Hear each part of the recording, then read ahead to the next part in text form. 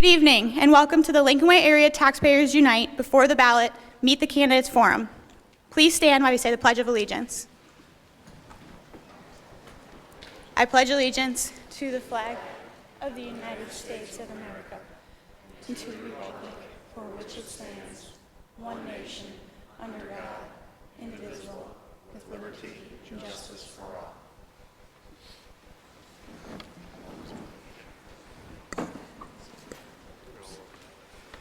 I would like to welcome and thank all of you for attending tonight's event.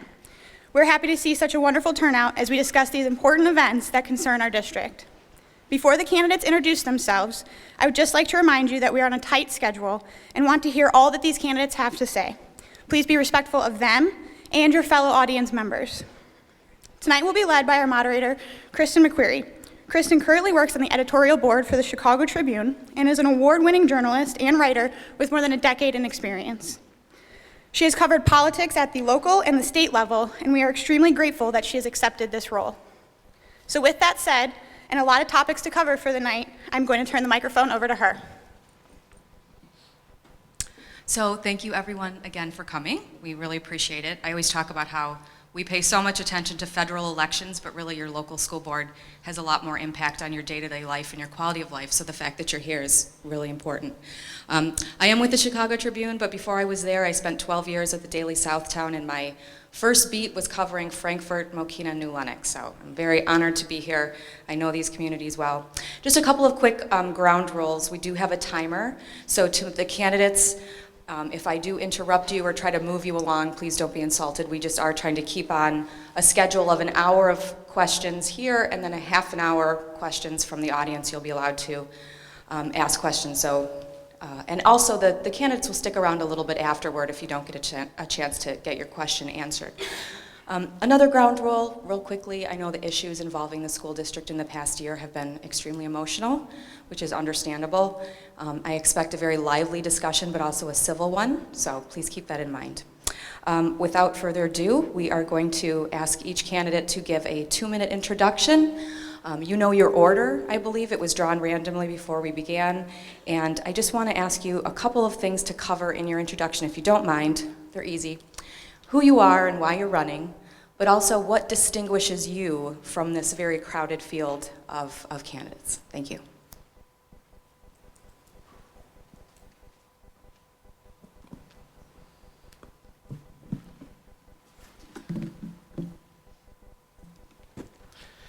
Hi, my name is Chris Lucetti. I am currently running for a 4-year term on the board. I am a 30-year resident of the district and a proud Lincoln Way graduate. I was appointed to the board about 1 year ago, and at that time it was a very difficult time for the board, and I think we've made some progress here. I'm running because I want to continue to help Lincoln Way recover from the financial challenges it faces while still maintaining the high academic standards. And that is no easy goal at this point, because the financial difficulties are real and they still are real. And I think it's important that people understand that while we are now no longer running a deficit and will be running a surplus this year, we still are faced with some challenges because we have to run operating surpluses for a number of years to build back our cash reserves. And this is an important point and something that will be prevalent in the district for years and years to come. I also think that it's very important to continue to increase the financial transparency and the community involvement. Steps have been made to start improving those things, and they need to continue. And hopefully we'll get a chance to talk about some of those tonight. And then finally, I really think it's important that we continue to update and enhance the technology infrastructure and support building out the blended learning initiative. I believe that the district is behind in technology. This is a very expensive initiative, but it's something that needs to be done. So I believe that given the current financial situation and my background being in the finance industry for the past 20 years, I have a valuable skill set to move the board forward at this time. Thank you for listening.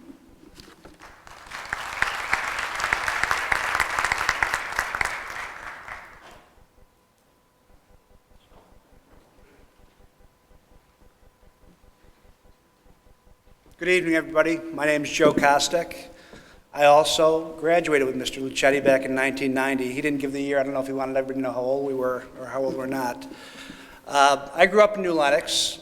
I now live in Frankfurt. I'm an attorney. I have a fifth grader and a fourth grader. I'm simply stated, I'm here for the community. I want to do this. I received a wonderful education at Lincoln Way.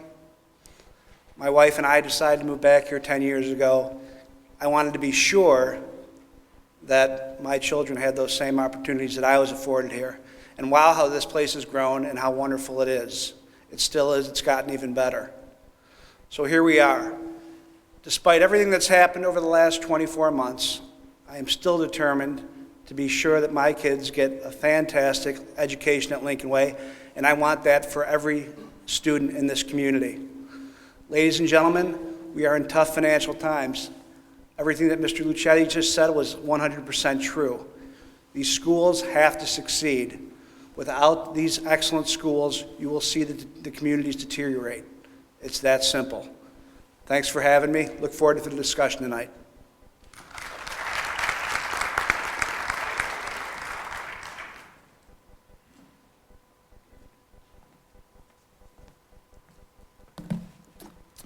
Before I begin my opening statement, I'd first like to thank the Lincoln Way Area Taxpayers Unite for hosting this event. I think it's extremely important that the voters of the district get to hear from all the candidates prior to going into the ballot booths on April 4th. So thank you once again to the Lincoln Way Area Taxpayers Unite. I'd also like to thank Ms. McQuarrie for moderating this event, agreeing to moderate. Obviously, as someone with her background, it brings a bit of a, cachet, I guess we would say, to the event. And I'd also like to thank everyone here. I know it's cold tonight. We've had a nice warm winter so far, but tonight's probably one of the first cold nights, so a lot of you coming out on a cold night, I do really appreciate it. My name is Aaron Janik. I'm 39 years old, and I live in Mokina with my wife, Molly, who's here tonight. She graduated from the district herself. We have 3 kids, Luke, who will be a freshman here next year at Lincoln Way Central, and Madison and William. They're a little bit younger, so they won't be coming into the district for about another 10, 12 years. I obtained my Juris Doctorate from the John Marshall Law School in 2008 and my Bachelor of Art in History in 2001. I currently serve on the Mokina School District's 159 School Board as Vice President. I was appointed to that board in 2013 and elected in 2015. I'm currently the Executive Director of a multi-employer bargaining association known as MARBA, and I represent that organization in collective bargaining matters with various unions throughout the Chicagoland area. I'm running for a position on the board for a variety of reasons, but I'd like to highlight 3. First, I want to preserve the excellent academic programming that students receive at Lincoln Way 210. Second, I want to promote fiscal responsibility. We all know the district has gone through some tough financial times in the past few years, I should say.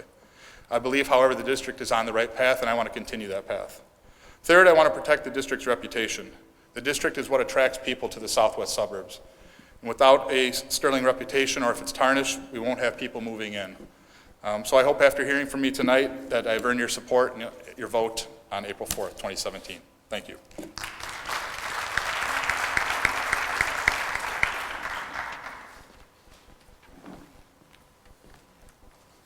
Good evening.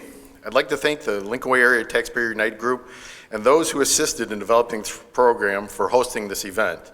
The forum provides a much-needed opportunity to discuss the issues surrounding this important subject. Direct information and sharing of ideas have never been more important to the Lincoln Way High School District.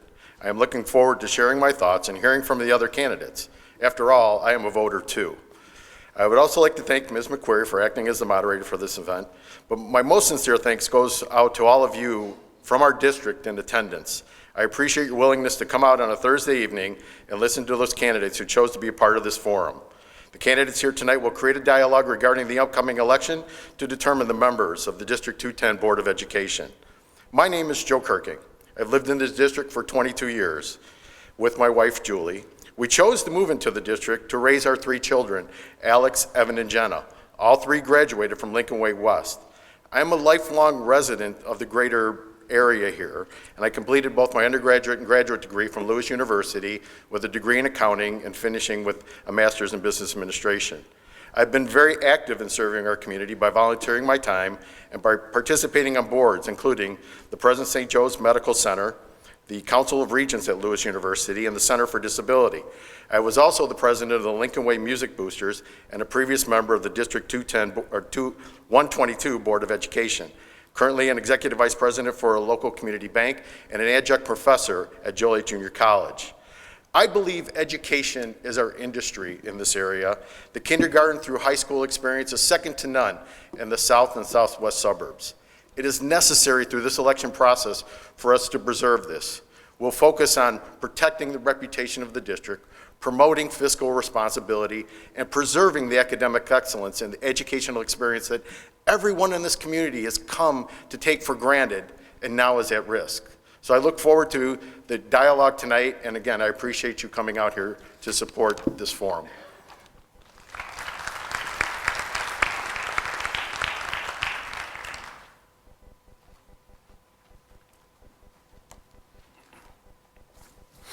Good evening. First, I'd like to thank everybody for coming out this evening, and a special thank you to the community members that were part of putting this event together tonight. I hope that this type of forum will continue for future board elections. I think it's very valuable. My name is Robert Ripp. My wife Stacy and I moved to this area 18 years ago, in large part because of the school district. I have 2 daughters, a daughter that graduated from Lincoln Way North in 2013, and a current junior at Lincoln Way East. I've experienced firsthand the exceptional academic opportunities that Lincoln Way has provided, not only the academic opportunities, but also all of the extracurricular activities. Why am I running for the school board? I have a strong financial background. I'm a CPA with 25 years experience, including preparing, reviewing, and analyzing financial statements and budgets. I value education and attempt to instill the same values in my children. I'm committed to helping the district resolve its current financial problems. My platform contains many items.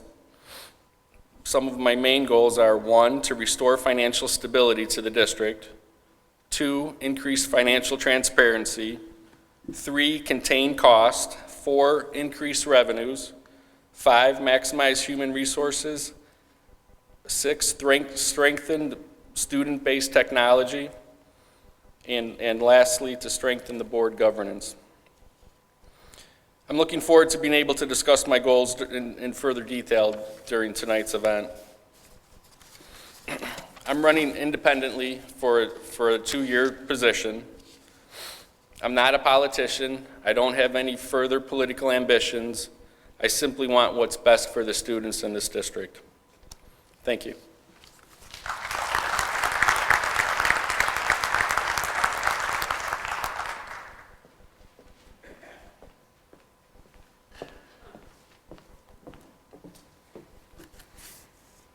Good evening. Thank you for the opportunity to speak tonight. I'm Dee Molinari, and I'm running for a 4-year term on the Lincoln Way 210 Board of Education. A little bit about myself: I've been a resident here at Lincoln Way community for 20 years. My husband and I have been married for 30 years. We have 4 children, 3 of which are Lincoln Way graduates. And they've all went on to the University of Illinois. We have a freshman at Lincoln Way East. I have a marketing degree from the University of Illinois, Urbana-Champaign, a master's degree in education. I'm currently a doctoral candidate at the University of St. Francis in educational leadership. Locally, I work as a director of a preschool. I'm a member of the Illinois Association of School Boards, where I'm also an Academy Fellow. I advocate for the University of Illinois through the Alumni Association. So as you can see, I'm dedicated to education on all areas. And why do I want to run for the school board? Because my experience is in education. I value the education that Lincoln Way provides for all kids, Our students are very well prepared for life after high school. Test scores are higher than they've ever been. Graduation rates are higher than they've ever been. Despite our financial difficulties, we do an excellent job of educating children. Before I came on the board, I served at Summit Hill School District 161. I came through the Lincoln Way Board through the appointment process. I worked briefly with the former superintendent, and I mean very briefly. He announced his retirement 6 months after I became on the board. So I was very little involvement with him and the previous boards. Through all the controversy, I've stayed strong. I've admitted the mistakes from the previous administration, and I vowed to correct those mistakes. I focused as board president on strategic, transparent initiatives to bring the district out of the ways of the past, including but not limited to the Inspector General, the AUP, new auditors, board docs, engaging the community through a strategic planning process. Those are all initiatives that I hope to highlight more as we go through the evening. Finally, I believe in the strong education that our kids give here, and that is what I want to focus on. And not only on the education, but we have to focus on the financial aspects as well, and continue to maintain that academic excellence throughout. Thank you.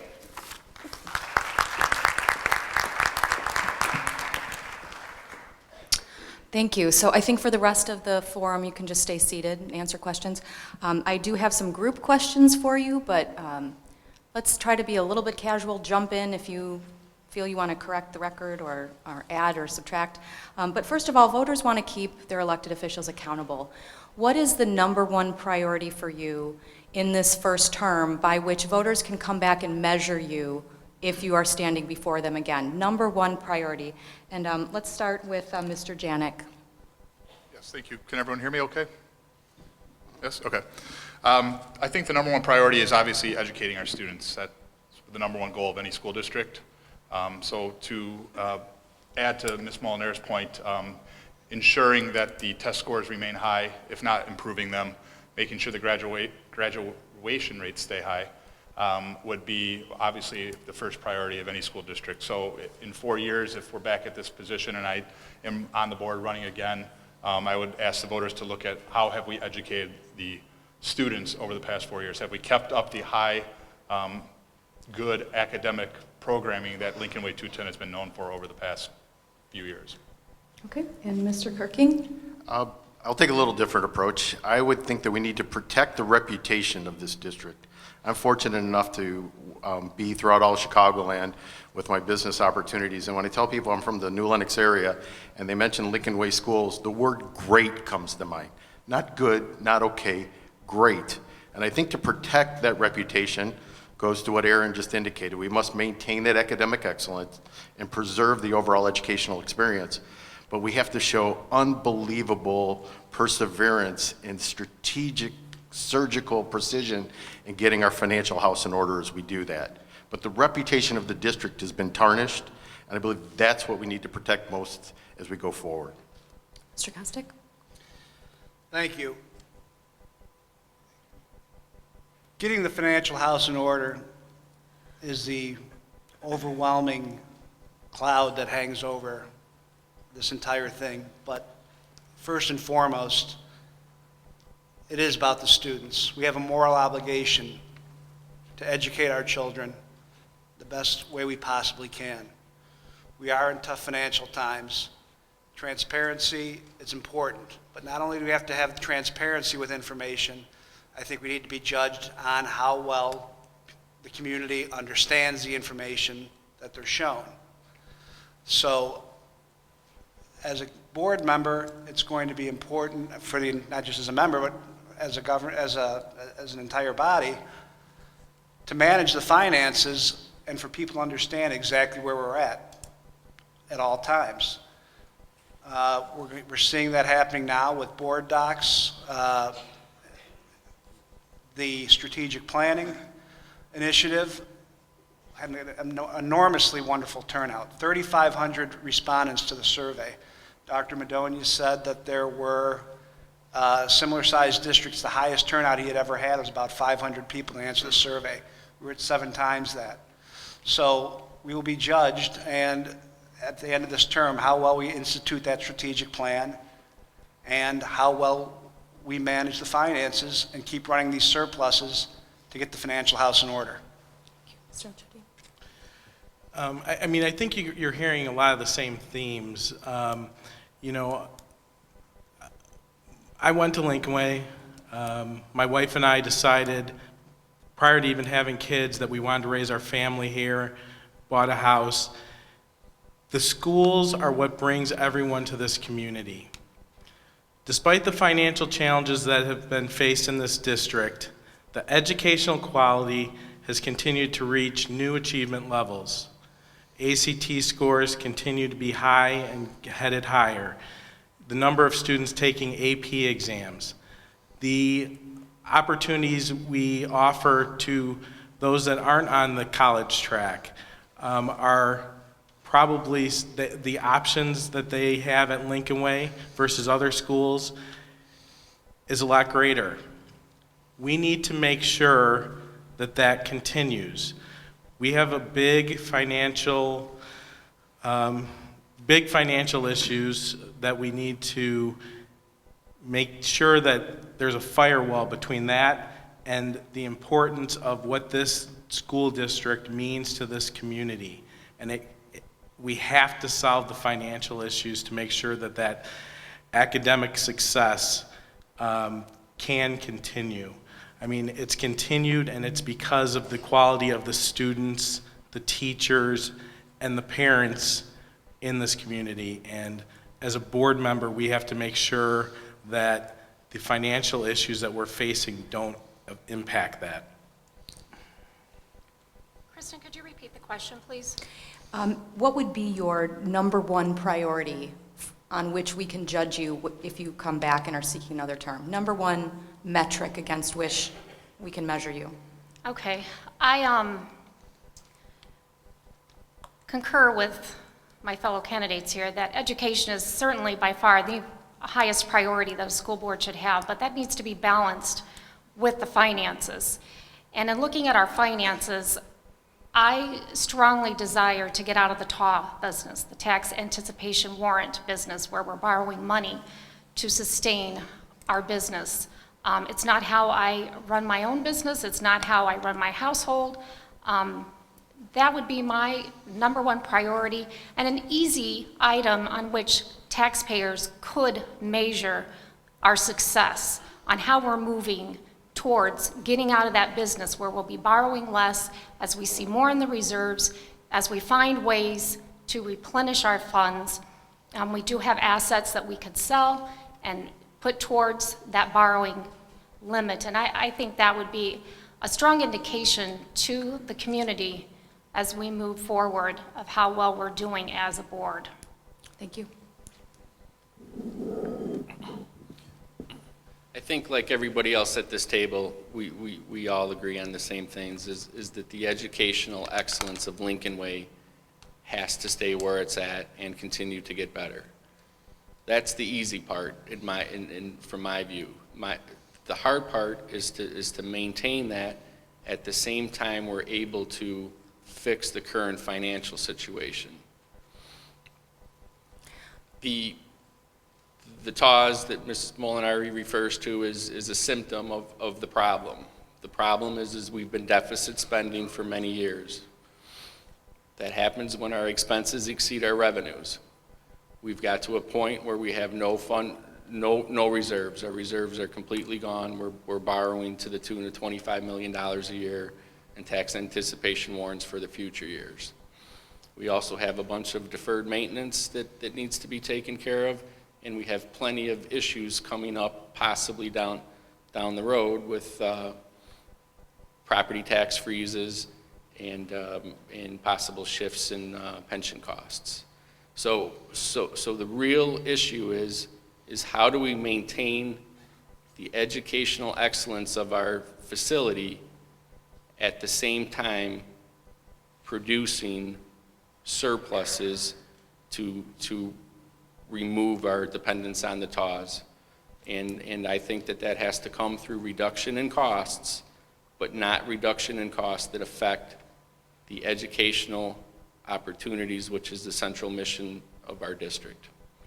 Thank you. For the next question, I'd like you to actually just keep it to a minute if you could.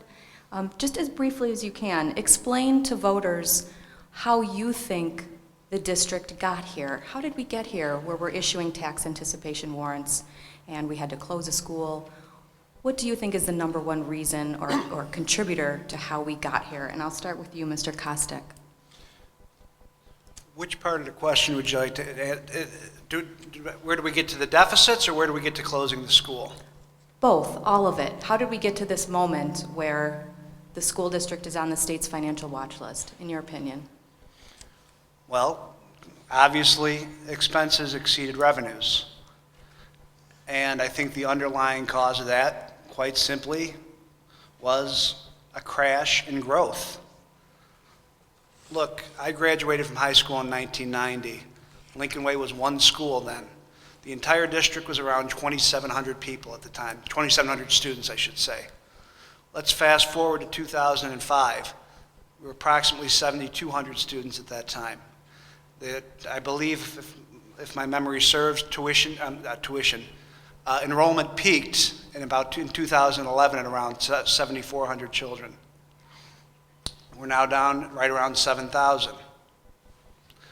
We built 2 schools. East was very overcrowded. As it turned out, we need 1. We only needed 1 school. That's what we got here. We overbuilt by a school based on projections that were made in 2005. Okay, let me move along. I'm going to jump around to keep you on your toes. Mr. Ripp? Could you repeat the question? Sure. How do you square how we got here? Well, I think that there's a lot of different reasons why we got here. One of the main reasons that I still have trouble with is the fact that the district had been deficit spending at the same time that they were preparing and presenting balanced budgets. So each and every year, the district would prepare a budget that was balanced, and then over the course of that year, we would run deficits $5, $6, $7, $8 million.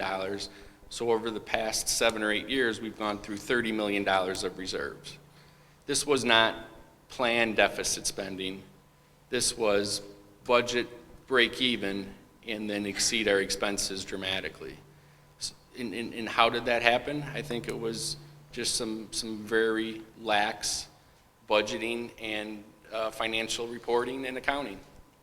Thank you. Mrs. Molinari? We got here to this point, many reasons. First of all, we doubled our house size. We went from 2 schools to 4 schools without increasing our revenue. We had the storm of the economy not going well, so the growth did not occur that was supposed to have happened based upon building those 2 schools. And then we have the state not always paying what they are intended to pay. So we have those factors that have affected our budget tremendously. And if you think about your own home, and it's very difficult to assume another home without making more money. And EAV decreased with the economy, which impacted our revenues as well. As we look back, it's easy to say we should have probably only had 1 school, but we didn't have that crystal ball to look into to build only 1 school. Voters approved to build the 2 schools, and many of our students had the educational opportunities, the extracurricular opportunities that the 2 schools, the 4-school district afforded. So we need to address our financial spending.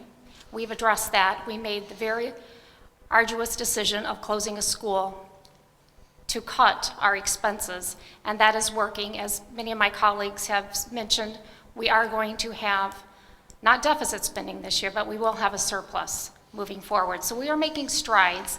It's going to take some time to get to where we need to get with surpluses in our funds. Thank you. Mr. Lucetti? How we got here was poor financial management and a lack of internal controls.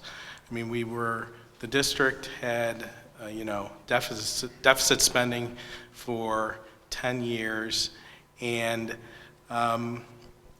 really the reporting, the financial reporting, which is kind of the backbone, was very, very weak.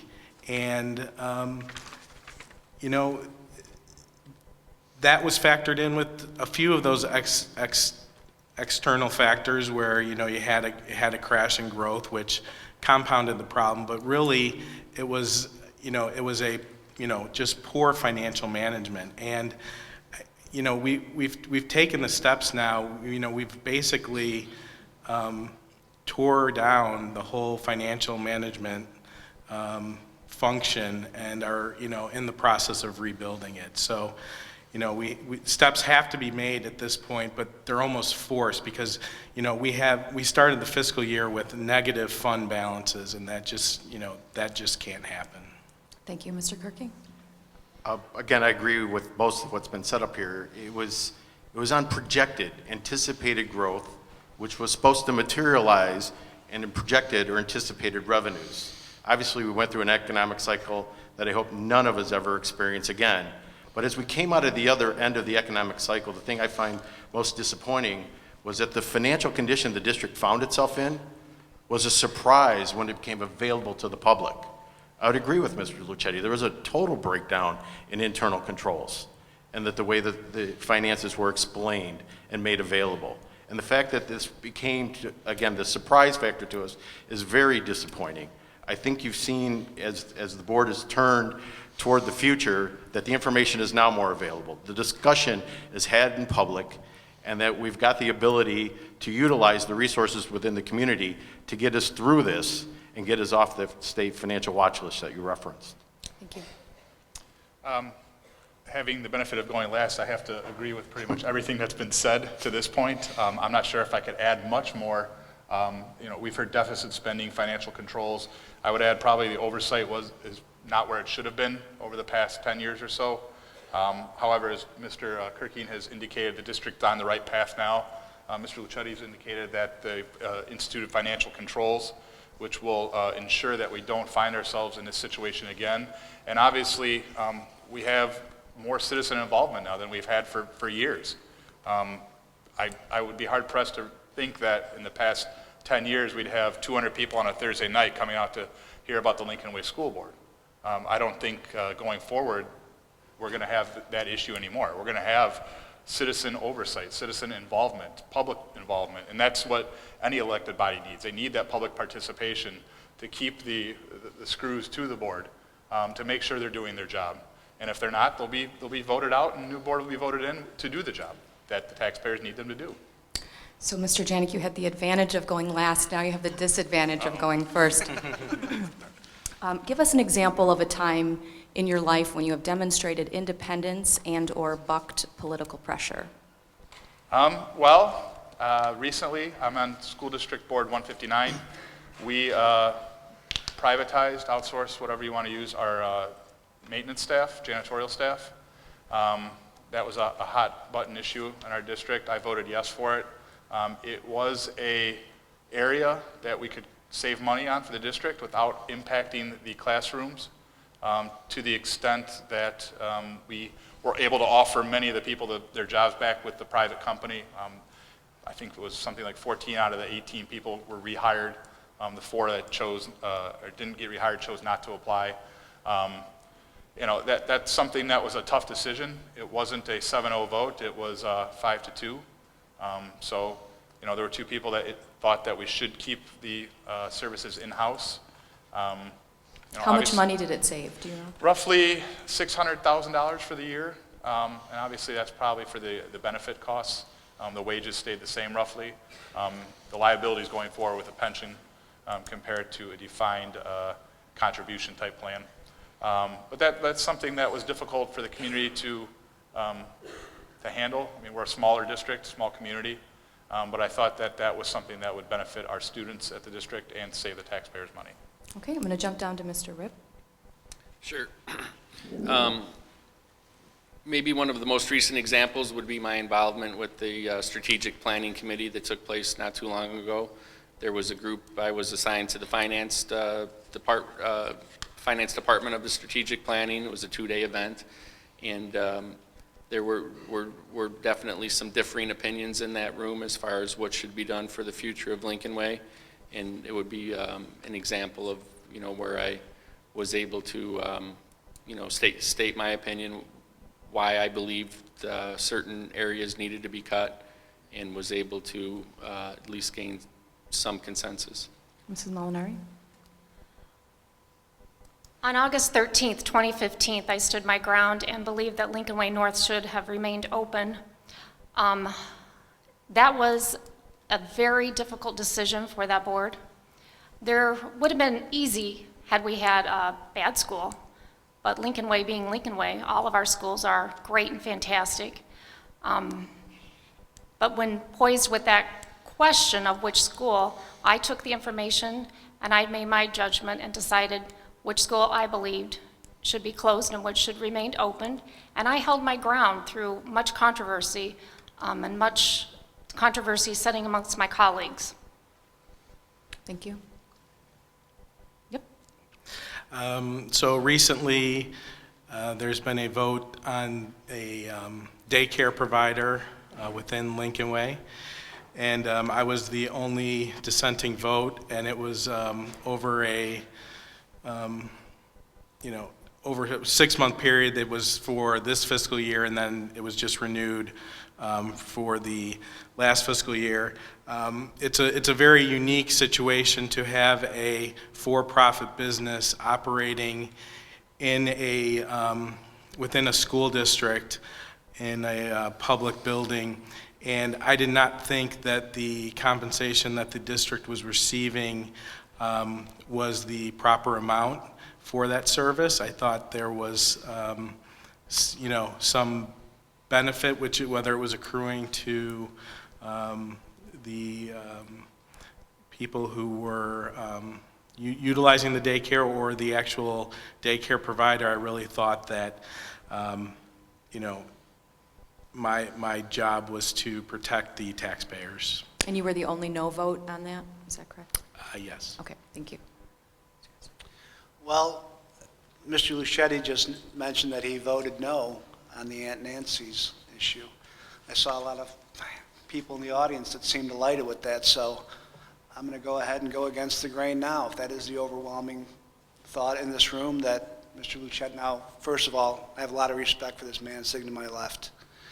I respect his decision, but I see a lot of people out in the audience that agreed with him. I'm going to take this time to disagree with him right now. This was put out for public bid to 9 different daycare providers. 4 of them bothered to come and tour the facilities.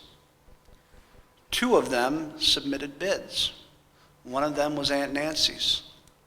The other didn't want to even remit the $60,000 that we are going to get from Aunt Nancy's. And they wanted to charge the teachers more for the daycare. We've determined that the cost to operate this daycare is approximately, the cost of the building is about $30,000 a year for all 3 schools. We're getting revenue of $60,000 here. This is not a loss for the district. Are we making a lot of money on it? Absolutely not. But yes, we have to have a financial discussion, but we have to remember, I think most of us can agree in this room that we all support our teachers. They've done a wonderful job. 94% of them want this daycare here. This was the only option. This was the only one that came to the table. So for those of you, again, I respect your opinion if you don't think that was the proper course of action to take. But I'm telling you right now, I'm with the teachers. 94% of them wanted it here, and this is not costing the district a dime. Thank you. Thank you. I would say probably the one that I've gone against the grain most is our current budget process. It generally starts closer to the end of the fiscal year. I was appointed to the board in June of 2016. We were immediately presented with a budget the following meeting that for a fiscal year that we were already in. And at that meeting, and I've asked every meeting since then, for a budget not only for the next fiscal year, which would be the 17-18 year, but additional years beyond. We've heard back and forth across this table, the financial condition of this district is, if not the main issue, a major issue. And how we can not try to solve that without knowing where we're going from a budgetary or a fiscal perspective is something that I am passionate about and will continue to push for, to get that budget put out way ahead of time so everyone will have plenty of time to look at it and we can all be part of those decision processes. Thank you. Mr. Luchetti, you're going to start us off on this one. There's a lot of concern and conversation about what should happen to the North Campus. What are your thoughts? Should it be reopened? Should it be repurposed? Where do you stand today on what should happen with North? I mean, I'm going to be honest, I don't have that answer right now, because I think there's no way at the current time, in my mind, that you could move any of these students that are currently in this school, in the schools right now. They had to go through something that is almost unimaginable. And I think for our students, there has to be stability. And before we talk about what we're going to be doing in switching any facilities or whatnot, I think we really have to get to that point of financial stability, because we really have to have an understanding of what the district will look like long-term before we move any students again, because I would not want to be part of something where you're moving students multiple times. Thank you. Mrs. Molinari? Thank you. I would agree with Mr. Luchetti that I would not want to see students uprooted again anytime in the near future. But with that being said, we do have to acknowledge that we are a 3-school district. We're no longer a 4-school district, and we need to look at what we're going to do with our assets. So I would support a discussion with the community, with fellow board members, with staff, administration, on possible utilization of all of our facilities, whether that be the North Campus, the Central Campus, the East, the West. What is the best use of our assets? And that shouldn't be something that's randomly done, but a very strategic, thought-out process of what is best with taxpayers' money and really what is best for kids. Mr. Bibb? I would agree. Short term, it would be almost cruel and unusual to ask the kids to move again in the next few years. That being said, I think it's fairly obvious that there is no market value for Lincoln Way North from another facility. It's been for sale or been available for this long. If there was an interested institution, I think we would have known that by now. I think that that we are not a 3-school district. I think we're a 4-school district that has chosen to utilize 3 of our schools. We have 4 assets. We're paying for all 4, or for 2 of those assets are still heavily mortgaged. And I think that the long-term strategic plan for the district has to include financial projections that takes into account all of our assets to see how we can best use those assets. Mr. Janik?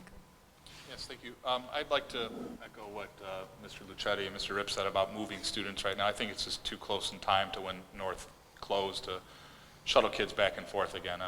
Uprooting them from going through that process once and then doing it again would just be too soon. As for repurposing it, I think our hands are tied by the fact that we still have the bond that's outstanding on them. So public education facility needs to be utilized for public education. So short of getting rid of it, but giving it away, your hands are really tied. Bondholders will have they can come back against the district for breaking the fiduciary duty.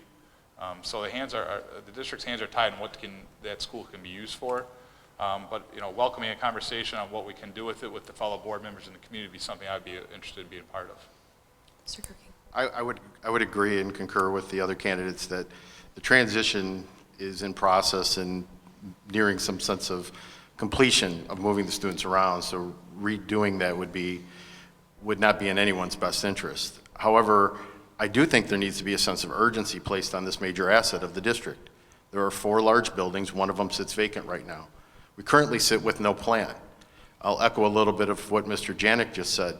Those bonds have covenants in them that limit what that school can be sold for, what it can be used for, and how we can deal with that. Those are facts that remain, that are associated with bonds that have a long time before they are repaid. But as we sit here today, we have no plan for that building other than to preserve it, to maintain it. It gets utilized through the park district and the gymnasium and the field house. But I think one of the things that if you look at the first 100 days or whatever that may be of the next board is we need to sit down and have some very tough discussions about what the short, intermediate, and long-term plans are for that asset. Mr. Gostick? Certainly. I do not want to shuffle these students around again. It's true, we have 4 schools. We barely have the revenue right now to operate 3 schools. We operate these schools very lean right now. With having the students in 3 buildings right now, we're doing everything we can to eke out a $2 million surplus this year. Okay? Let's just start there. Absolutely, we have to preserve and maintain the building, Lincoln Way North. It's a beautiful facility. We're obligated. And part of the plan of this next board has to be to find a way, since we are limited with the bonds right now, if there is a way to get some of those restrictions lifted. And I think right now, if as I understand it from talking to the district's lawyers, if a private school wanted to come in and rent that facility, they would not be able to. We would not be able to let them do that with the structure of the bonds. So that is something that the board is going to have to try and undertake to get the bonds restructured, or at least get some of these restrictions lifted, so we can hopefully find someone that would have a use for it. Hope is not a strategy. However, again, there's been interest, but we're limited to public education. The state of Illinois has a money problem right now. Have there been a few interested public education institutions? Absolutely. But unfortunately, they don't have the financial means to make it worth turning up the heat and the air conditioning to pay the bill. So right now it's vacant. None of us want it to be vacant. And I will also say, I think we all can agree at some point when the population is back to where we hoped it would be in 2015 based on those past projections, that we are operating 4 schools again. So we have to protect it and make sure they're all maintained, because these schools, when we keep them excellent, that's what's going to drive the growth. And when the growth comes, we will have the financial means to reopen the 4th school. Thank you. This is a question we're going to start with Mrs. Molinari. How do you view the relationship between the school board and the superintendent and administration? The school board is to hire a superintendent and employ a superintendent. The school board outlines policy for the district to adhere to, and the superintendent is the one to implement the policy through procedures and practices. That's a formality of how that relationship is. As you're a school board member and you work with a superintendent, there is a level of trust that has to be established, and vice versa. He has to be able to trust the people that he's working with. You can be friendly, but you're not friends in all accounts. So that's the superintendent-school board relationship, and you had another relationship there, I believe. Just administration in general. And How much do you think school board members should rely on the business and finance folks, the superintendent? How much independent research do you think board members should do? I think that the superintendent should be the person that communicates to the board, the sole person that communicates to the board. He has his team, and his team should report to him, and then he therefore communicates to the board the information from his team. We are in a position right now where we don't have a complete team, and we've had a very fractured team for a number of months now. Within the next year, we are going to have a business manager. We've had somebody come into the role of Director of Finances, Director of Operations in our financial department. We have a new system management system within our finance department that is doing an excellent job of tracking our finances, which we've not had before. We had an archaic system that we were relying upon to generate reports, which just was not feasibly sound. We now have the person who can fine-tune our new management system to provide the superintendent to provide us with better documents in regards to finance. And within the next 6 months, we should have a business manager to go out and seek ways to utilize, for instance, the North Campus, somebody who can have the audacity to, the tendency to go out and seek that and look for ways to trim our budget as well. Thank you. Let's go this way to Mr. Ripp. Relationship between the board and the superintendent and administration. The board hires, directs, and empowers the superintendent to function as the chief executive officer in managing all aspects of the district operations. So the board's role is to hire the superintendent, and then the superintendent runs the day-to-day operations. I think going back to the question, there's a few different things there. One is the board has to hold the superintendent accountable for the operations of the district. There has to be some sort of frequent and honest evaluation process too for the superintendent. And then as far as the question is, as it relates to should the board do its own independent research, I think 100% absolutely yes. There's a saying in my industry called, auditors have a way of saying trust but verify. So it doesn't have to be an adversarial relationship with the superintendent, but you also shouldn't take everything as 100% factual from the administration. You have to be able to do your own research also. Thank you. Let's jump to Mr. Janik. So there are many roles that a board has, but at its core, the basic role is the governance of the district. The board sets the policy, and the superintendent has to operate the district within the construct of that policy. So to the extent that you have that relationship, they should try to see eye to eye on issues and work well together. But at the same time, you're not there to be friends. You're there to ensure the students are being educated and be a watchdog for the taxpayers' money, which operates the district, obviously. So for the second part of your question, with the administration and the team that the superintendent has in place, there's been plenty of times when serving on the 159 board where we've gotten information and I go right to the business manager to ask him, hey, here's what the superintendent reported, but can you just verify, like, as Mr. Ripp said, trust but verify. Can you verify that's what that is? Or I need some more information from you because you're the business official. The superintendent is going to set his team in place, but for instance, a financial question will probably be best served going to the business official, or for curriculum, you go to the curriculum director, superintendent. Thank you. Mr. Kirking? And I think we've done a good job of explaining that the board is responsible for the superintendent, and I think Mr. Ripp has indicated earlier as well, the board is responsible for creating accountability for that individual and how they do their job, and it should be evaluated traditionally on an annual basis, but in times when maybe it's required on a more frequent basis, if that's semi-annual or even more frequently. But prior to that, I think you have to make sure you have the right organizational structure in place. I asked for an organizational chart, one of the first things when I met with the superintendent, and it wasn't a traditional organizational chart. I think now we have a more traditional organizational chart.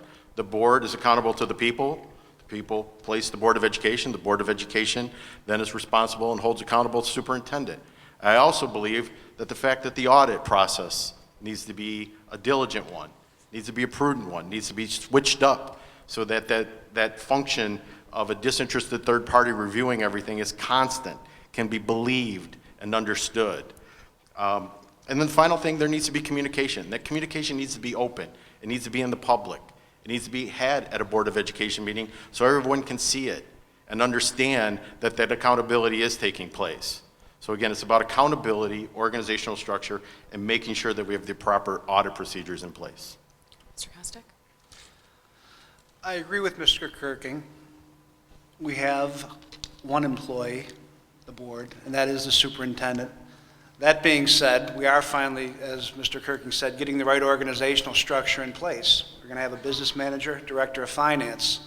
I have absolutely no problem if the superintendent tells me something, I don't understand it, don't agree with it, I can go to that director of finance or go to the business manager and ask the questions. But we're all, there is teamwork involved because, look, everything is so scrutinized right now that the board and the superintendent's doing. Even though we're not, yes, we are his boss, but it's not a traditional role. We're not here in the school every day. He is our eyes and ears, without a doubt. But we need to keep moving forward with this financial discussion, and it's a very narrow discussion because we're working in very tight parameters. It's a game of chess, and there's constantly moving variables. And the superintendent and the board seem to get that now. And there is a constant discussion, and there is accountability. We have all these things. I believe at the next board meeting, we should be in the process of also getting an inspector general to add more transparency. It's going to be somebody that, a watchdog that, for a whistleblower. If somebody sees something, they can go to that third party and they're protected. It's just going to be one more set of eyes. So the accountability is there. It's building. We're getting there. And we will hold this superintendent accountable. And he is accountable. He's reachable. I can text him at 2 o'clock in the morning. He's going to return that text. I can call him day or night. He will talk to any of us. He is accountable. Thank you. Mr. Lucetti? I think we've covered the organizational aspects of this pretty well. I would just reiterate how important two things are with the board, between the board and the superintendent, and that is communication and trust. And the superintendent is definitely accountable to the board, but in order for the superintendent and the administrators to manage the school, the communication and the trust has to be both ways. The superintendent has to know, that the board has set these policies and backs his decision so that he can make sure that he can manage the schools in a proper way. Also, the board has to trust and believe that everything is being communicated back to them. So I think really one of the most important aspects between the board and the superintendent is building that trust and communication, and that's the way that the schools can run effectively. Okay, we're at our hour. I want to get one lightning round in here before we move to audience questions. So really just try to keep this as short as possible. But there have been so many cuts to extracurriculars. You have a lot of pressure now on sports teams where parents are feeling that kids aren't getting as many opportunities in a 3-school district. How do you fix that? And if we could just start here and go down. Mr. Ripp. Sure. I would not support any cuts to extracurriculars. I think that that's an integral part of a student's high school experience, and to make the kids suffer by cutting their curriculars would just be unacceptable. Thank you, Mrs. Molinari. I would concur with Mr. Ripp. The extracurricular is such an important component of social emotional growth for students that it would just not be a thought that I would have in my mind. It's proven statistically that kids that are involved in school do better in school.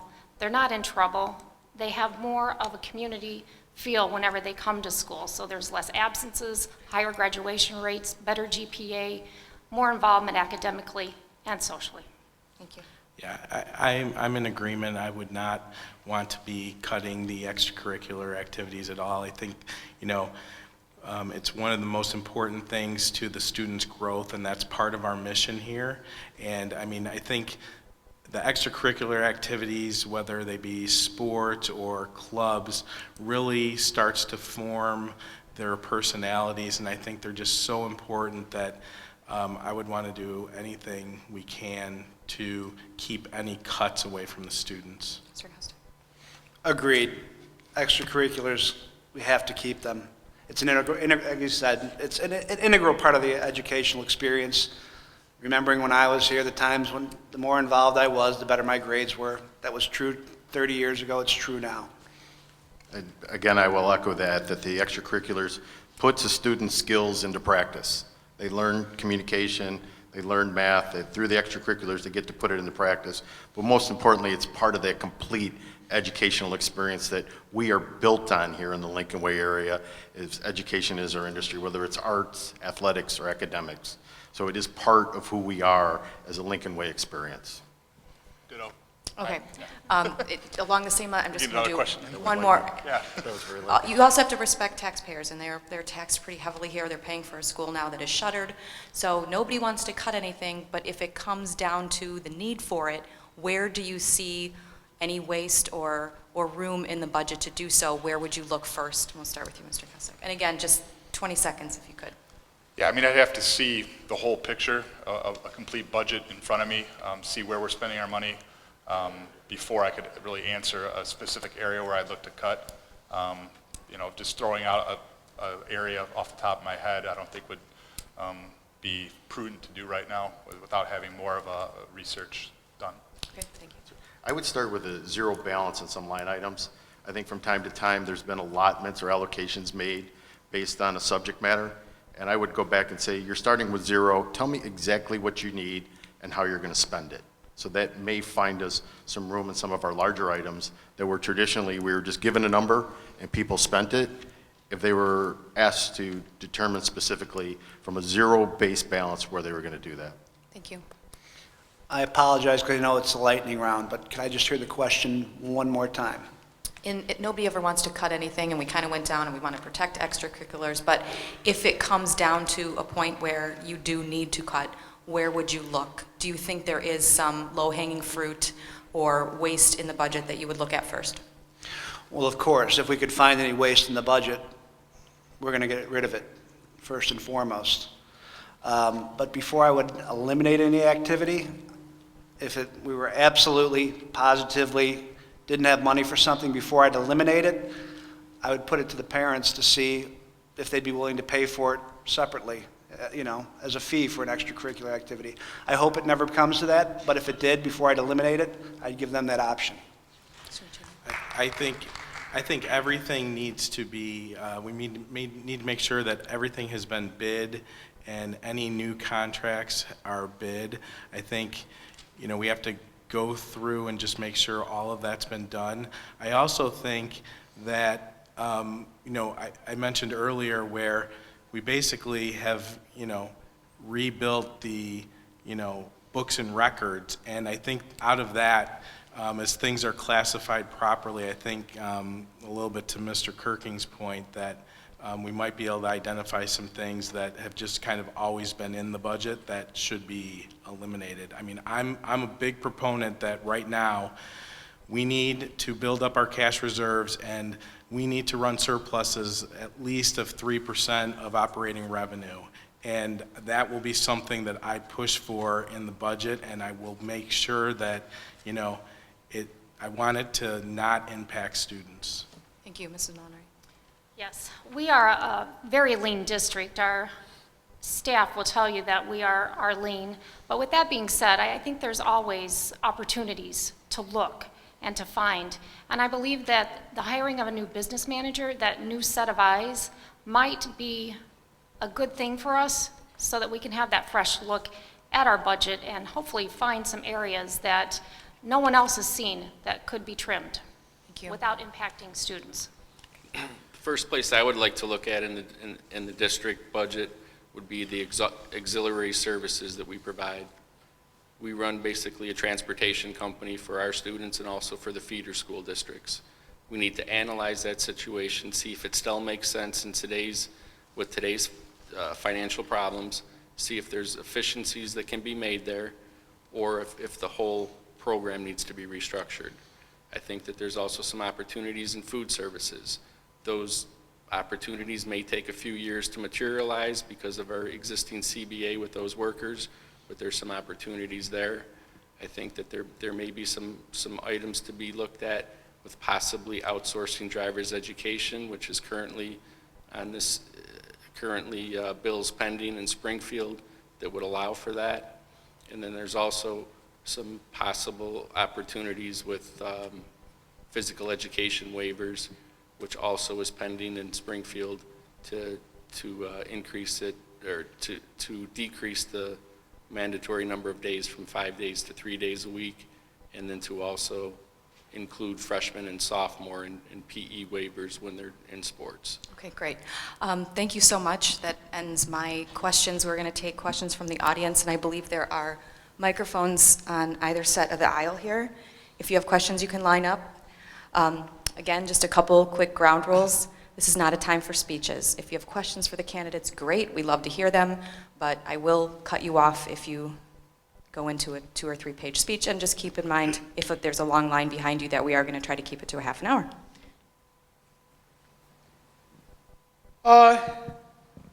The world-renowned editorial board of the Chicago Tribune wrote a highly critical article of the Lincoln Way District 210 Board of Education members this past summer. It was titled, quote, "When a suburban Chicago school district loses its way and its money."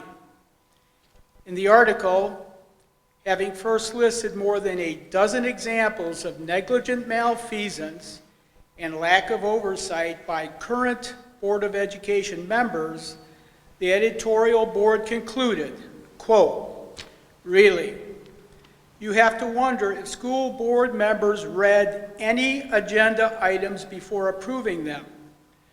Perhaps a zombie checkup is in order," unquote. My question to each of you is, do you think this criticism is justified? And if you don't feel the criticism is justified, please explain why you don't.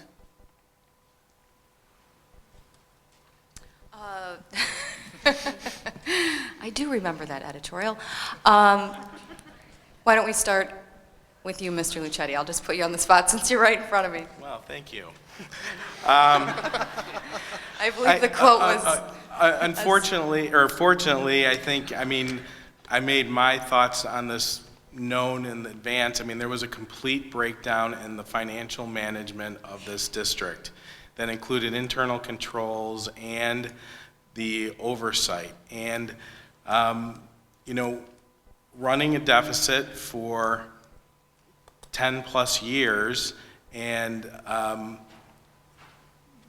to Mr. Kirking's point, the public not finding out about it till much later is unacceptable.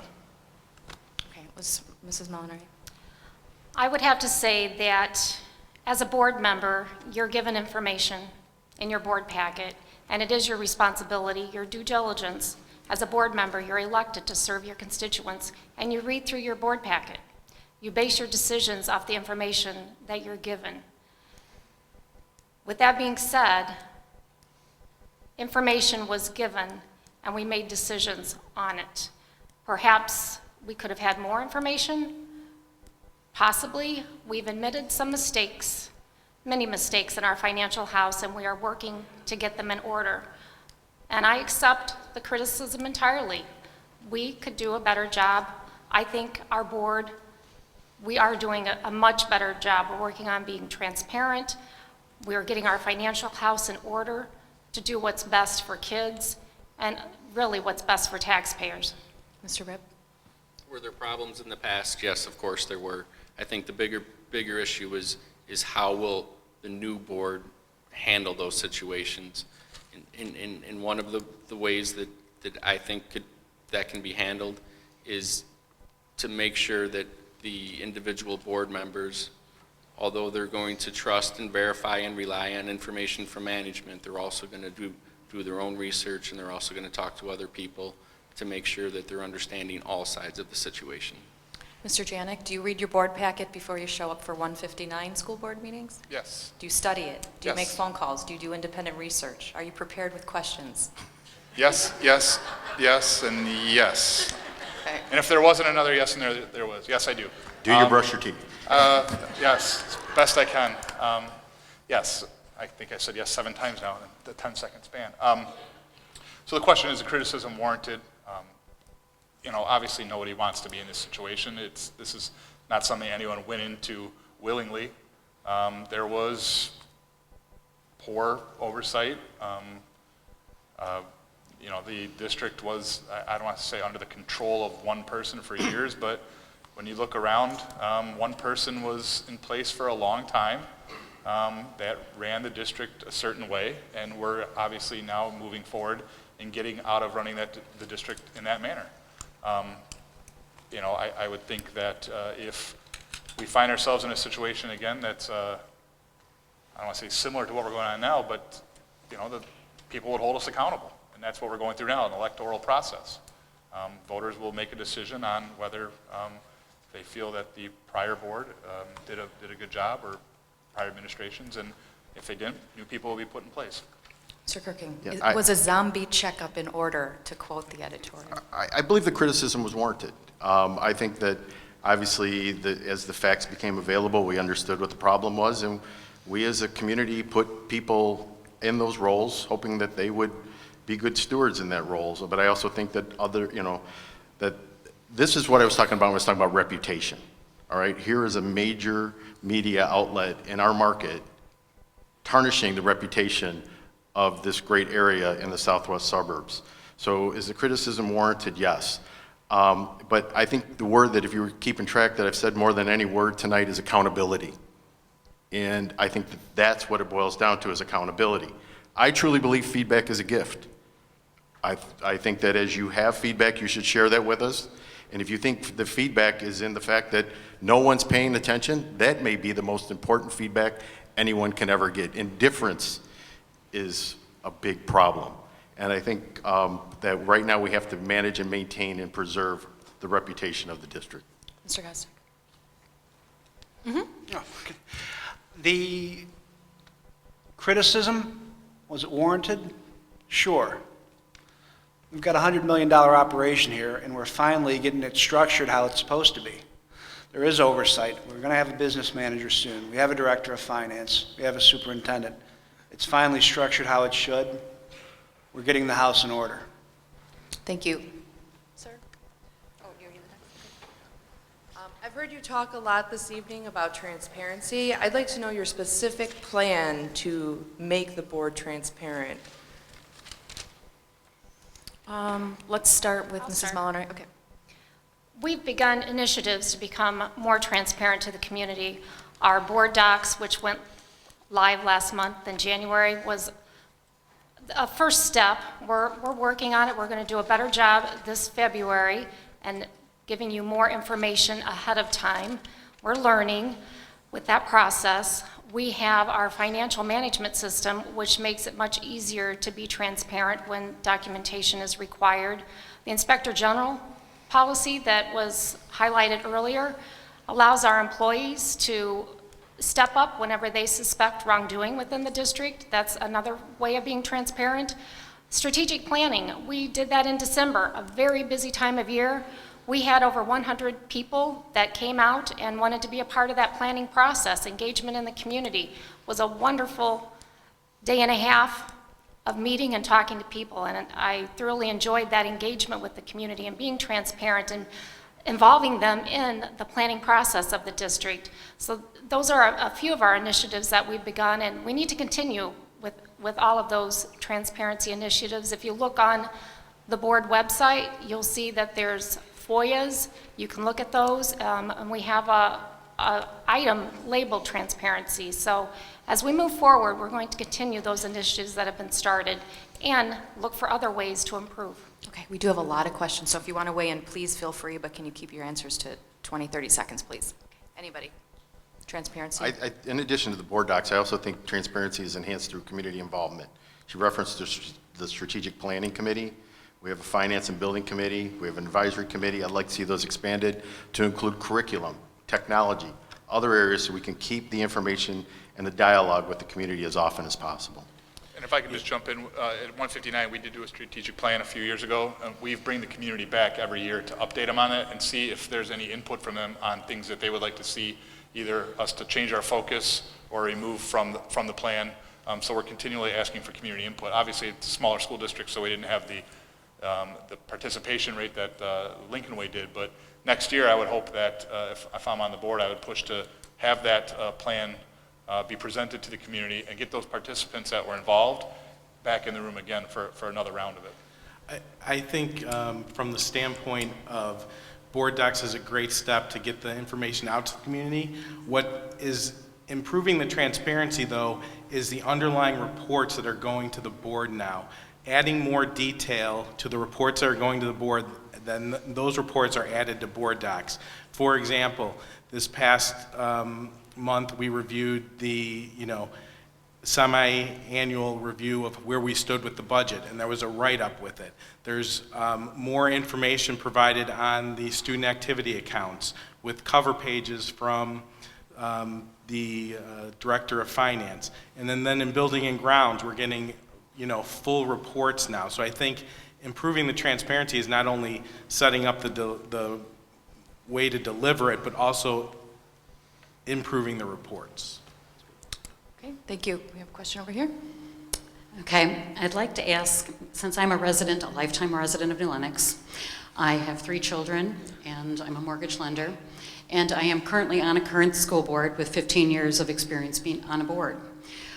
Always when you're a board member, the biggest critical issue is finances. I'm concerned about the bond debt. Do all of you know how much the bond debt is? Do you know where the peaks of the bond debt are coming? Because 2020, in my former role on the New Lenox School Board, seems to be 2020 is the point of when you're going to see the bonds hit. What do you plan on doing if you are elected with the bonds? Will you be able to think about refinancing? Will you look at the current rates? Will you look at what the possibilities are with your ratings dropping so much? What alternatives will you come up with financially to solve? Because your biggest debt on your budget is your bonds. 70% being your employees, but the rest is the bonds. What do you plan on doing, and how do you plan on attacking that? I'll go. Let's make Mr. Rip, since he's the accountant, right? Let's start with you. Very good. So our bond situation is we currently approximately $250 million outstanding, relating basically to North and West. Over the course of time, before those bonds are paid back, that amount's going to double to approximately $500 million, principal and interest. A lot of that is in capital appreciation bonds, which means we're currently not paying any principal or interest, but those amounts are going to come due in the next 4 or 5 years, and they're going to continually increase. So what can we do to alleviate that problem? Ideally, we'd be able to possibly refinance that, but we run into some very tough situations with, we've got some critical things that we have to get rid of first. First is our current status is junk bond status. That has to be fixed. That's going to be fixed hopefully over the next few years by showing progress financially. The other thing that we face is a real possibility of interest rates rising in the future. The other thing that could go against us is if the current Republican administration's able to lower corporate taxes like they're talking about, it's going to make tax-free municipal bonds in general less attractive, therefore more costly to not only Lincoln Way but all issuers. So we've got real issues to address there, and I don't have an answer for that today. I mean, what we're facing is a big step up in the tax rate on the bond portion. We have bonds that are callable in 2019 and 2023. I agree with everything Mr. Rip just said. There's significant challenges. We need, again, this goes back to, we need to run operating surpluses to try and get that credit rating improved, because that's going to affect the interest rate that we can get on the bonds. We have to probably hire a financial advisor in the summer of 2018 and give them probably about 10 to 12 months to look at this and put a plan in place. And it's all going to be dependent on how we can improve the finances between that point. And really, you know, you're going to have kind of those two time frames where the bonds are going to be callable.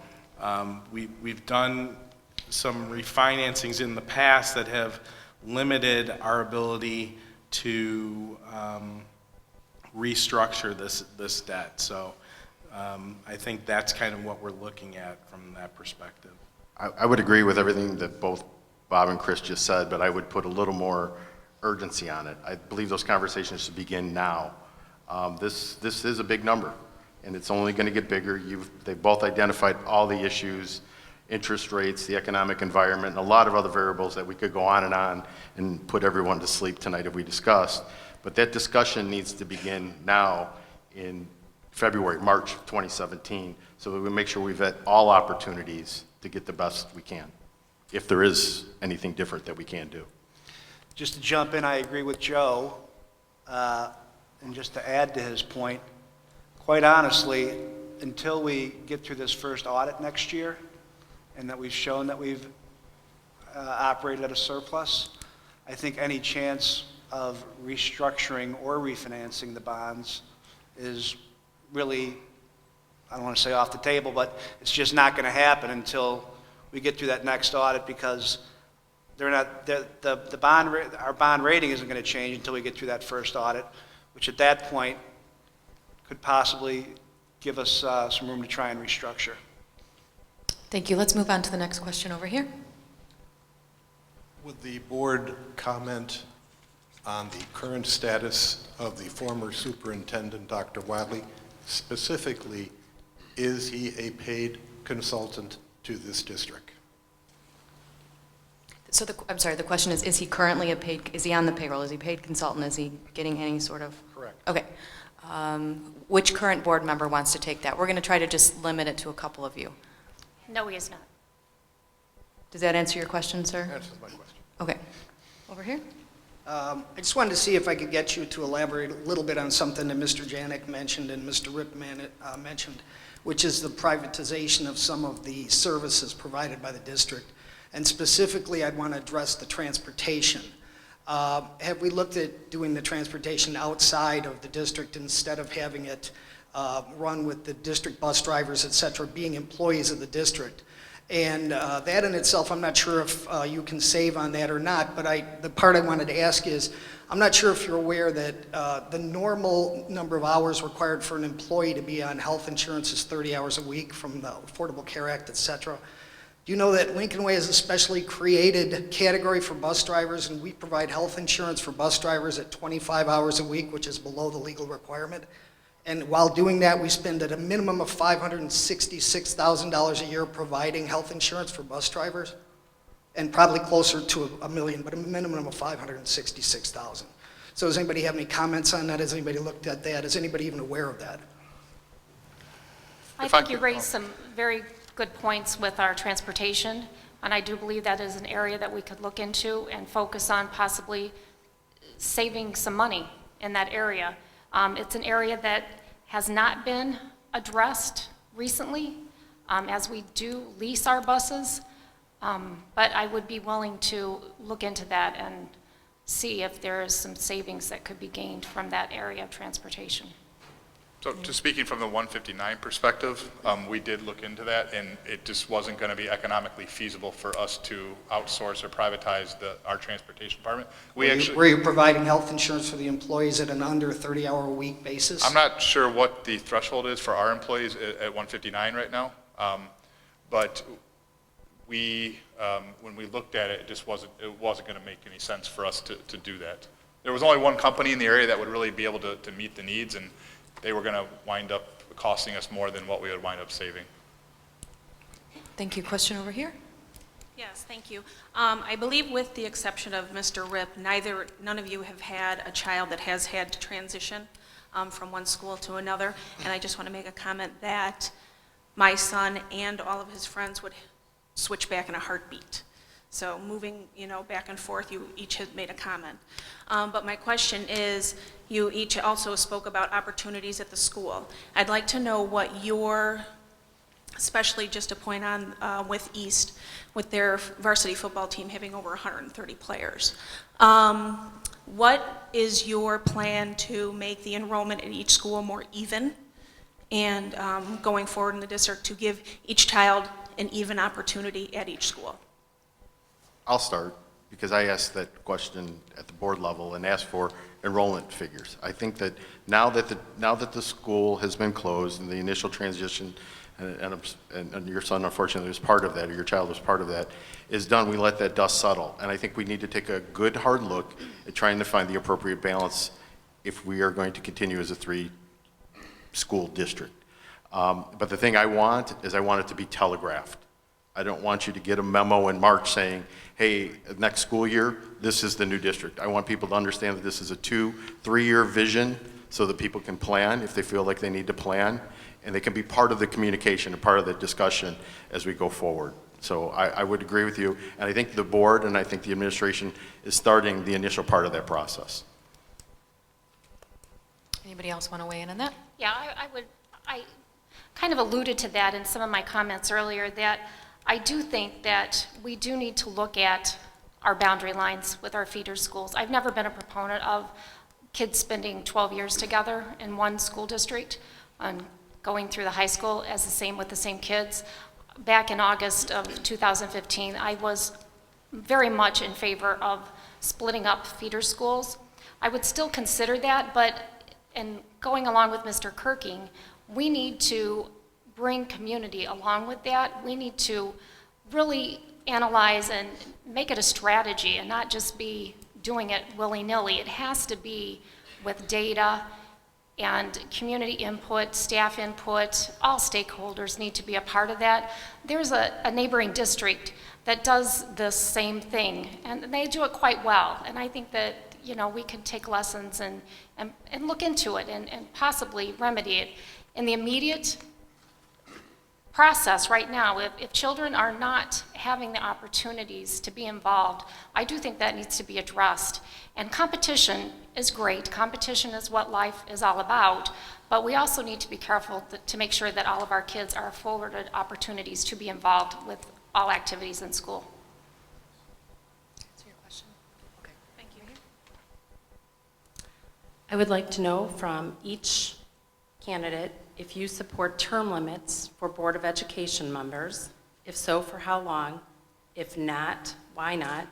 And if you also support sort of a term limit for a superintendent. We've seen that previous superintendent being here for as long as he was, it's not always a good thing. So I'd like to hear from each one of you, please. I can start if you want, like. I think that term limits for board members is a great idea. I don't think that a board member should serve more than 8 years, which would be two full terms of 4 years. I think it's a good idea to get new people, new ideas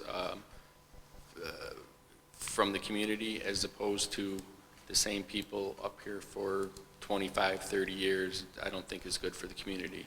Superintendents, I really haven't given that much thought, but I think my first thought would be is it's probably not necessary, because if the board's doing their job properly, they're evaluating the superintendent with reasonable years in their contract, they would have the ability to terminate without a formal policy. Sure. Anybody else term limits? Okay. Yes. If you're speaking of term limits as a state mandate, we have to consider what that does to small school districts. And No, I'm just talking about this school district. this school district? No, I think if you find somebody that's dedicated to serving and has the heart involved in it, I don't think there should be term limits. So it's just heart, not switching things up. You do not support term limits? No, many times you cannot get people to be involved. Well, there's 13 people running this time, so. Yeah, and that's great. I think it's wonderful that the community is aware, community's engaged. What about and the superintendent? Superintendent, on average, superintendents are employed in a school district for about 4 to 5 years. So I don't think there needs to be anything imposed there. It was very unusual that our former administrator was here for so long. Very unusual. I would be in favor of term limits for the board. I would be along the lines of 2 terms, 8 years. I would not be in favor of term limits for the superintendent. Again, I guess I don't really mean term limits, just sort of not 10 years. 20-some years as a superintendent. No, I mean, I think the superintendent's employment should be up to the board. I don't think there should be any limit. Right. I just meant as a guideline that a superintendent wouldn't be there for that long. That's up. Thank you. Okay. Certainly. I think a 2-term limit is very reasonable for a board member. Superintendent, I would be, if we were to set a limit on how long a superintendent could work in this school, and I understand why that might seem a viable option, but if I was interviewing for a job that I knew I could only keep 10 years, you might not get the best people. Right. Maybe I misstated it. I don't really mean an official term limit. I said kind of like a term limit, just a guideline. Meaning that you wouldn't have a superintendent here for 20-some years. If he or she was a very good superintendent or an excellent Okay. superintendent, I hope they would be here 20 years, quite honestly. I would agree that there should be term limits, but I think that the term limits then leads to answering your next question. That if you have the appropriate turnover in a board, they'll bring a new set of eyes, a new set of criteria, a fresh set, and they'll push that superintendent to be the best that they can be. And that new board, to Joe's point, will be the one responsible for holding that superintendent accountable. So I think one solves the other answer. Yeah, I would agree with that sentiment as well, what Mr. Kirky just said. Okay, thank you. Over here. Sure. Hi. Hi. First thing I'd like to say is thank you for showing up. Thank you. Thank you for I would too, thank you. All right? And I really mean that because I think it's valuable to the community. There's a lot of people here that you elected to come out at this forum tonight and, you know, really give your answers to all of us, and I really appreciate it because there's some that did not. My question is, some of you are from the private sector, some of you are from the public sector. There's something called school district reorganization. We've got 7 to 8 school districts within the Lincoln Way area, the last time I counted. Each one of those has its own set of rules, its own administrations. You know, forget the teachers, all right? They're going to be there no matter what in that building, all right? I think you guys need to look at, or at least consider looking at, reorganization within the Lincoln Way area. It'll save you millions. If you don't understand what I'm trying to say to you, I'll be here afterwards, okay? But it will work. You had a lady over here ask about the bond money. That could help you immensely. You've already done a little bit of it with your school bus system. That's simple. Okay, within the Lincoln Way area, sharing school buses, things like that. I'm just asking you, if you are elected, please take a look at it. You don't need to answer me what your feelings are on it, because I don't think some of you even understand what I'm talking about. Okay, thank you. Thank you. Thank you. Next question.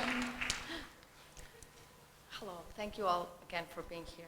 It's really educational to get to see you and talk to you and have a one-on-one. My question is for Mr. Kostek, sorry, Kostek, that's okay. Kostek, sorry. You were talking about how our district is trying to run a very tight surplus for this year, and you're barely screeching the $2 million for surplus this year. I thought by closing North, we were going to have a $5 million surplus. What happened to the other 3? It was $5 million savings. I believe the deficit last year was 4.5 million, approximately. 3.7. I'm sorry, 3.7. So if we wanted $2 million surplus this year, that would actually be $5.7 million saved. Thanks for clarifying. Thank you. Sir? Hi, how are you? My question is, I'm going to add on to what the lady earlier asked. We all know there's a financial nightmare that's going to take, you know, you guys might say 3 years, we know it's going to take 6. That's just how it works. Mine is more ethical and moral question to you guys. We know Lincoln Way East now is overcrowded. You know, I'll be nice and say, let's say by 30% with more kids in classes. I seen those videos of the hallways, I couldn't believe it. Metro station downtown is not that crowded. Do you believe, because of this excellence Lincoln Way is known for, that our kids currently are being cheated of that excellence they deserve? And if so, what would you guys propose to do about it? Who wants to jump on that one? I can go first. Okay. I think one thing that the board can definitely look at is the existing feeder school district, possibly changing it to a geographical boundary district. It would be able to give the board more control to even out the opportunities so that all kids can benefit equally. It would seem to be a situation that would just be more flexible. And as it was talked about earlier, though, I think that if it was instituted, it has to be instituted ahead of time, possibly even allowing students that are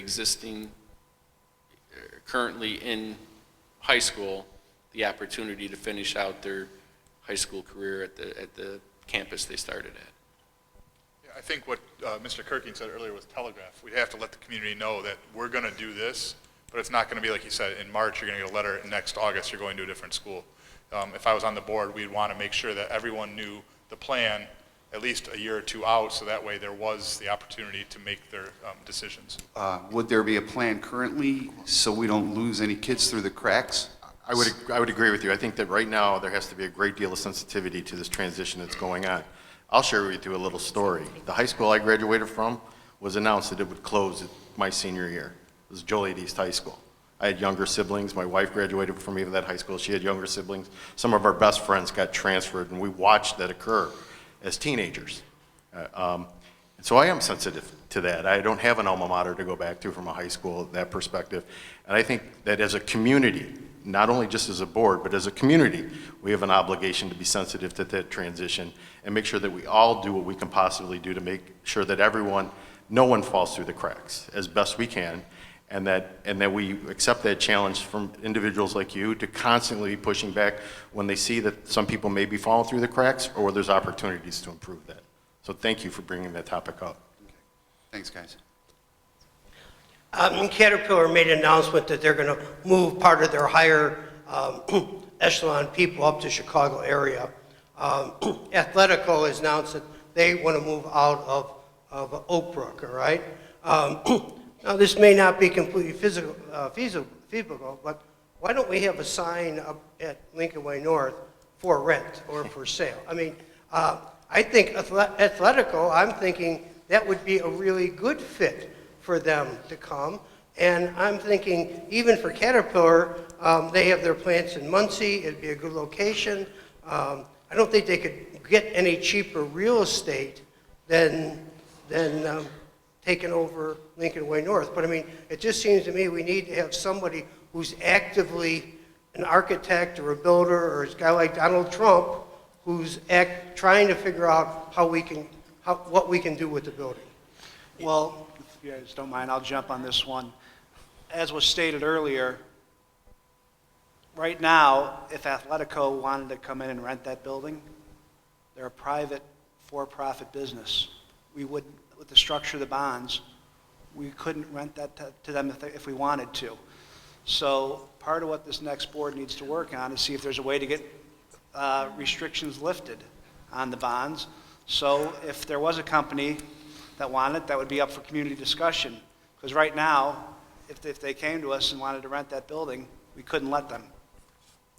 Yeah, I didn't know, that's interesting. The other question, I think Lincoln Way is an excellent school system, but it seems like we really have provided a first-class education, but we're trying to fund it with public funds. I mean, the people at Lincoln Way are getting a private education using public funds.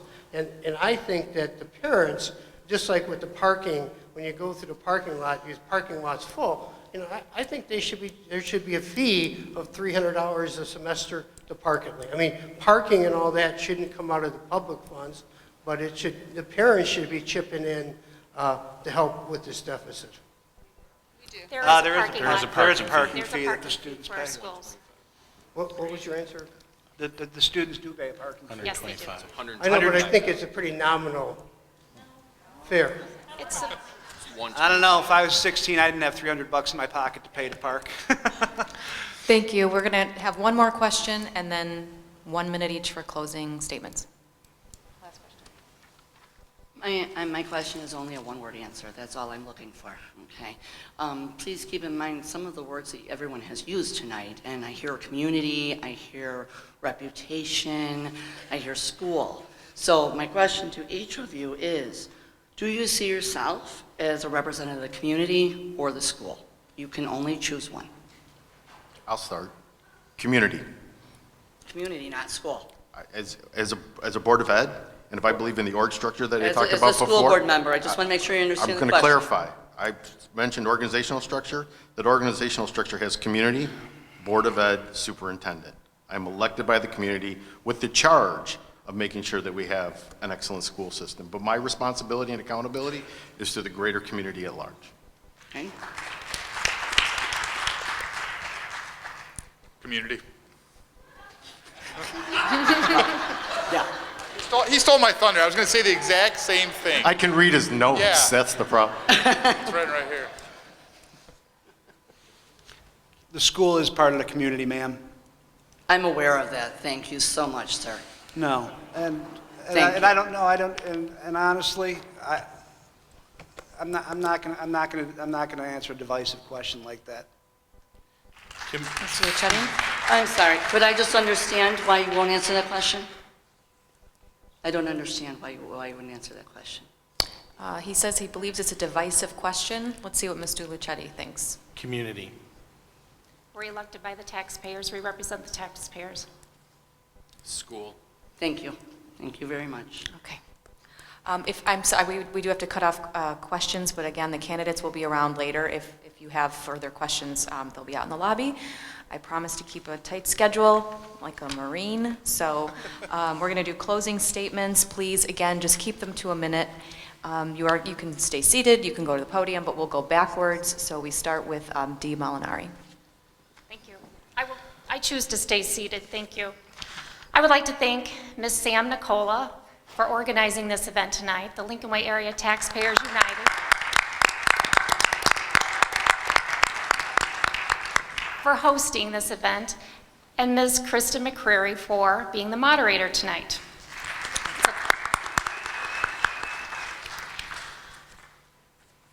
Looking at my board tenure, I could have resigned when all the controversy started or let my term run to an end, but I want to see what I've started to see blossom and continue to shape the future of Lincoln Way. We're coming out of a dark cloud, and I want to see the bright sun. I believe in the good people of the Lincoln Way community. This district does an excellent job of educating our kids. Many of you have kids that have graduated from this system, or you have kids currently in Lincoln Way. And I don't think it's a far stretch to say that you have been very happy with the education that your children have received. I appreciate the community, the high regard that this community places on education, because without your emphasis on education and your concern and your children being top priority to receive that education, this community would not be what it is. In conclusion, I'm very proud and humbled to serve all of you. Thank you for this opportunity to get to know you tonight. And again, thank you for coming out. Mr. Ripp? If I'm elected, my main focus is going to be on trying to improve the financial operations of the district while at the same time not impacting the educational or extracurricular opportunities of the students. There's no magic bowl, silver bullets that are going to work. It's going to take hard work. It's going to take a lot of involvement from many people, but I believe that it can be done. But I also believe that a greater sense of urgency has to be placed on this. I've heard over and over this evening how we're running surpluses and everything's going to be okay. That's not the case. If we run currently, our target for our reserve should be $25 million. If we run a $1 million surplus, we're talking about a quarter century to get to where we need to be. So there has to be a greater sense of urgency while protecting the educational excellence that we come to expect at Lincoln Way. Thank you. Mr. Kirky? I'd like to thank the Lincoln Way Taxpayer Unite for putting this on, and thank you for moderating as well. And I think sincere thank you for all of you coming out tonight to listen to us, because that is exactly why we're here. I have a three-legged stool. I want to promote fiscal responsibility. I think that's a theme that you're hearing from all of us, but I think my experience and background puts me in a unique position to not only want to promote that, but advocate and make that happen. We have to preserve this academic excellence. You've heard me use the phrase, the educational experience. I believe in that. I've benefited from them. I've got 3 children that benefited from that. It's something I'm very passionate about, and I will protect the reputation of this district. I think that the communication, the public dialogue is necessary. It needs to be open and it needs to be honest. Sometimes bad things need to be said, and they need to be understood, and they need to be explained. I'm going to go beyond transparency. I'm going to promote awareness. I think awareness is the sharing of information. It's the understanding of that information. It's a dialogue about that information, and then it's accountability to that information. So again, I appreciate everyone for coming out, and I would look forward to speaking to everyone over the next 60 days prior to the April 4th election. Mr. Janik? So I think Joe is looking at my notes again, because I have the same, I was going to highlight the same 3 topics, but to avoid repeating what he said, I'll kind of scrap my closing statement here and just say that, we have 60 days left before the election. I hope that over those next 60 days, I'll be about in the community, getting to try to know the voters and have the voters get to know me. Obviously, an hour and a half is, a good start, but I would just make myself open and available to meet with people so they can get to know me a bit better and what I'm about. And I hope I have earned some of your support tonight and on April 4th. Thank you. Mr. Costa? Thank you, Kristen. Thank you, Lincoln Way Area Taxpayers Unite. Ladies and gentlemen, this problem arose over the course of many years. It's going to take many years to fix. We all need to be part of the solution. We're not always going to agree on everything and what steps should be taken, but it's so important that we're all a part of the conversation. We can all agree that the schools need to remain excellent. We have to do whatever it takes as a community to make sure the education the students receive at Lincoln Way High School, consolidated community high school, if it's consolidated of 3 schools, 4 schools, it has to be excellence. That's why people move here. That's what's going to drive the growth. If we are going to have a population where we can afford to operate 4 schools, the only way that population is going to come here is for the schools. That's why my parents moved here. That's why I came back. My family is still here. I'm a real estate lawyer. I do closings all day. I ask people, why did you move here? They move here for the schools. This is the biggest asset of the community. Thank you so much for coming out. Thank you for the civility. Thank you for listening to us. I promise I will do my best to listen to you as well. Thank you. Mr. Ricchetti? I'd like to start by thanking Liz and Sam and Lincoln Way Area Taxpayers United for putting this forum together. I think it's something that's needed in this community. I'd also like to thank everyone for coming. And, you know, through difficult situations, things like this happen. And Lincoln Way is very important to this community, as can be seen by all the people that are here. And we have to keep this engagement up. And we need to reestablish the district's strong financial foundation to ensure that the district can meet its mission to provide the experiences and opportunities necessary to maximize the academic and social growth of all students. A year ago, I applied and was chosen to be appointed to the board, and the reason I wanted to do it is I thought that I had a very good professional skill set that's needed in this district. We've made some progress, but it's still needed. And now I hope that the community will support me and consider voting for me on April 4th to continue down that path of recovery. Thank you.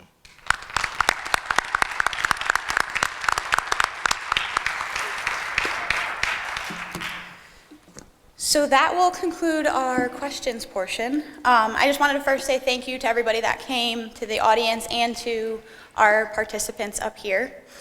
I also wanted to say thank you to the community. What a lot of people don't realize is that this event was not strictly planned by LWATU. We worked very hard to involve community members from every town to give their input, to offer suggestions, and I applaud those that even disagreed with us at times who came out to help, and for that I'm very, very grateful.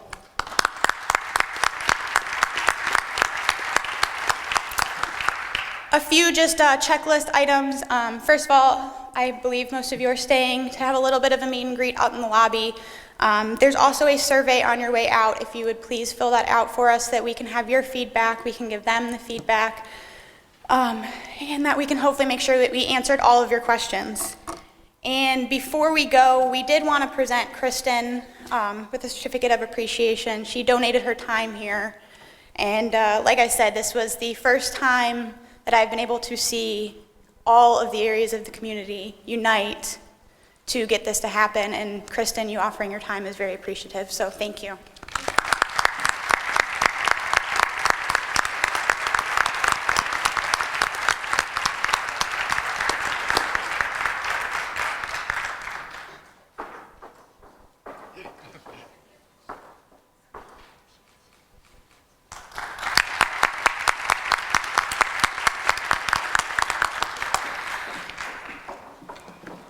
So again, thank you everybody, and thank you again to our candidates. Yeah, sir.